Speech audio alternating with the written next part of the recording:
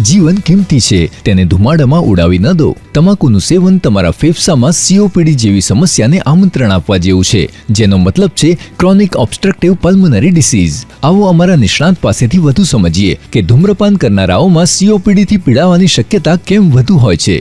નમસ્કાર, હું ડોક્ટર સમીર ગામી, એલર્જી અને ચેસ્ટ ફિઝિશિયન. ટોબેકોને કારણે જે સૌથી વધુ બીમારી થઈ રહી છે એ COPD બીમારી છે. આ બીમારી વધારે પડતું તંબાકુનું સેવન કરવાથી થાય છે. આ બીમારીમાં ધીમે ધીમે ખાંસી આવવી, શ્વાસ ચડવું, છાતીમાં દુખવું અને ફેફસાની કેપેસિટી ઓછી થતી હોય એવું જોવા મળી રહ્યું છે. જો આપણે તંબાકુનું સેવન ના કરીએ તો આપણે એને અર્લી સ્ટેજમાં રોકી શકીએ છીએ. તો આજે જ આપણે પ્રણ લઈએ. આપણે અથવા આપણા નજીકના ફેમિલી મેમ્બર કે ફ્રેન્ડ્સ જો સ્મોકિંગ કરતા હોય તો સ્મોક જલ્દી ને જલ્દી બંધ કરીએ અને વિશ્વને લંગ કેન્સર અને COPD જેવી બીમારીથી બચાવીએ. Thank you doctor. સિપ્લા દ્વારા પેશન્ટ અવેરનેસ માટે જનહિતમાં પ્રસ્તુત.